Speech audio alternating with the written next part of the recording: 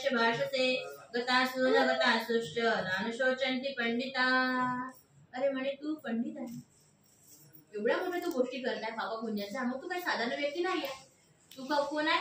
पंडित आहे. म्हणून देव काय म्हणताय की तू भाषा तर कशी प्रज्ञावान लोकांची करत आहे, म्हणजे पंडित वारचे दोघे. गतासु न गतासुश्च नानुशोचन्ति पंडिता नत्वे वाहं जातु नासं नत्वं निमित्त नादिपान चैव न भविष्यामि सर्वे वयमतः परम्. आणि म्हणून देव म्हणताय अरे जर तुला एवढं ज्ञान आहे तर तू आधी जीवात्म्याचं ज्ञान तुला असेलच. तर जीव आत्मा कधीही मरत नाही. नत्वे वाहन जातु नासं कधी पाहिलं का कोणत्या तरी वेदामध्ये कोणत्या तरी पुराणामध्ये या आत्म्याचा मरण झालेला आहे? हा आत्मा इतका अजरामर आहे की तो कधीही मरत नाही.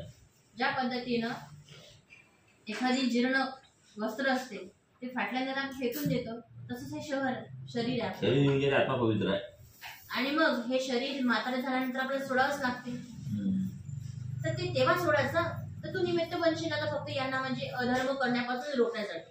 आणि म्हणून देहिनस्मिन् यथा देहे कौमारो यौवनं जरा, ज्या पद्धतीनं आपल्याला मरण येते, जवानी येते, बालपणाचं मोठं होतो, अशा चार ज्या आहेत त्या चारही याच्यातून आपण गुजरतो. तर आपण त्याला रोखू शकतो का?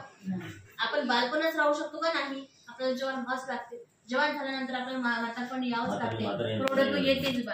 आणि आपण आपल्या शरीरावरती जे पांढरे केस आहे, आपले जे म्हणजे आपले मांस जे लटकते आहे, आपलं म्हणजे डोळे, याला आपण थांबवू शकतो का? नाही थांबवू शकत. तुम्ही किती दवाखाने करा पण तुमचे जे वास्तविकता आहे ते आणू शकत नाही, तुम्ही किती प्रयत्न करा. आणि म्हणून देवाने सांगितलं का म्हणजे या चारही याच्यामध्ये वयामध्ये तुम्ही स्थिर राहू शकत नाही, तशा पद्धतीने हे जीवनही स्थिर राहू शकत नाही. मात्रा स्पर्शात कोणतेय शीतोष्ण सुख दुःखदा. आणि मग या शरीरामुळे तुम्हाला जो शीत उष्ण गरम थंड त्याचा अनुभव जो येतो तुम्हाला, याला बी तुम्ही टाळू शकत नाही. कारण की थंडीला थंडीचा आंदोलनच आहे, म्हणजे हा अनुभव घेण्यासाठी आपल्याला शरीर दिला आहे देवाने. आणि आगमापायनो नित्यातांसतेश्व भारत. आणि आगही तुम्हाला जर तुम्हाला अगदी जवळ गेला तर तुम्हाला उष्णता भासणार असेल त्याच्यामध्ये. आणि म्हणून यम हि नवेते अंते ते पुरुषं पुरुषर्षभ सम दुःख सुखम धीरम समृद्धत्वाय कल्पते. आता जेव्हा समत्व योग चालला आहे, मग ह्या सर्व गोष्टी सांगण्याचा उपदेश काय द्यायला माहिती? ज्या पद्धतीने आपण या गोष्टीला रोखू शकत नाही त्या पद्धतीने मग तुम्हाला असं म्हणजे अशा वेळेस असं दृढता घ्यावं लागेल की तुम्हाला गरमी लागत असलं तरी तुम्हाला म्हणजे थंडीचं म्हणजे आपला आत्मविश्वास गरमी साधी जाणार आहे, काळांतराने थंड होणारच आहे. घेणार म्हणजे आपण जर एखादी वेळ समजून की आपल्याला भूक लागलेली आहे, पण एखादी वेळ असं असतं ना बाहेर स्वयंपाकाला वेळ आपण चहा पिऊन घ्या म्हणजे आपलं थोडं तर भूक झालंय ना, म्हणजे निग्रह करण्याची क्षमता आपल्यामध्ये आहे. पण फक्त आपण त्याला थोडस का चालना दिली पाहिजे. चालना दिल्यानंतर आपण बरोबर येता. म्हणून हा समजतो त्याला काबर निर्माण करताय की अशा वेळेस तू म्हणजे आपल्या जो कर्मावरून तू निढळ नको हो, तू असा अढळ असेल याच्यासाठी तो हा उपदेश आहे. सम दुःख सुख धीरम समृद्धत्वाय कल्पते. म्हणजे तू सुखात आणि दुःखामध्ये समत्व योग आचरण कर. ना सतो विद्यते भाव ना भाव विद्यते सब उभयोर्पि दृष्टांत स्वनयोस्तत्व दर्शिभी. म्हणजे हा भाव जो आहे कधी आपल्याला म्हणजे प्रपंच दिसतो, कधी म्हणजे या प्रपंचाचं कसं ते हा प्रपंच जसं म्हणजे एक म्हणजे राहू शकत म्हणजे एकसारखं राहू शकत नाही आणि तो नित्य नाही.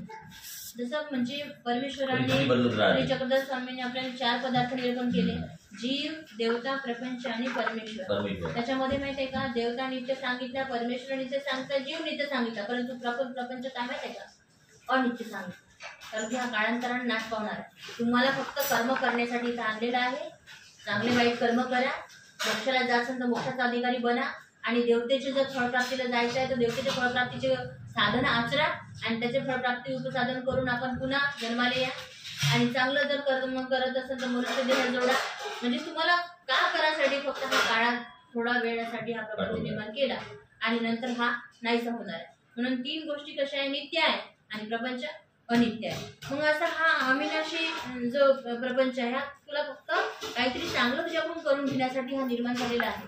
तुला ठरव तू की तुला काय करायचं आहे. तुला कर्म करायचं तर कर्म कर आणि योग्य पद्धतीने तू आपलं हे करून घेवा. आणि म्हणून अंतवंत इमे देहा नित्य सोप्ता शरीरेण नाशिन प्रमेयस्य तस्मादुद्देशो भारत य एनं वेति हंतारम यश्चने मन्यते भूतम गौतम नवसानितो नाय म्हणती न अन्यते. आणि तू कितीही काही केला तर हे जीव काही मरणार नाही, एवढं शाश्वती आहे. मला एखादी पुरावा सांगून दे तू कोणत्या तरी धर्माचा की हा जीव मरते बाबा, कारण की साधी गोष्ट आहे. कोणत्याच गोष्टी म्हणजे कोणत्याच पुराणामध्ये कोणत्या वेदामध्ये या जीवाचे नाही का म्हणजे नाश केलेलाच नाही. आणि न जायते म्रियते वा कदाचित नायं भूत्वा भविता वा न भूय, म्हणजे हा कशानेच मरत नाही आणि तो आज नाही उद्या नाही तर कधीच नाही. अजो नित्य शाश्वतो यम पुराण, हा कसा आहे शाश्वत पुराण. न हन्यते हन्यमाने शरीरे, हा कधीही न मरणारा जीव आहे. वेदा विनाशिनं नित्य य एनामजमव्ययम् कथम स पुरुष पार्थ कम घात हत्यति हंतिकम. सांग बरं मला कोणत्या वेदामध्ये याचा पुरावा आहे, सांग म्हणे. इथं देव त्याला प्रश्न करत आहे.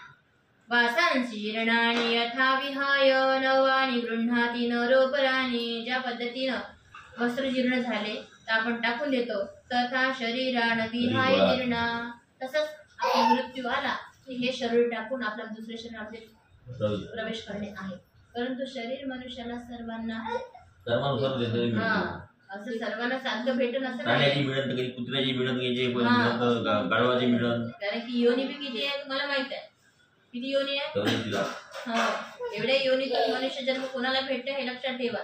जे भक्ती मार्गाचे लोक आहेत त्यांना शाश्वत नित्य मिळते.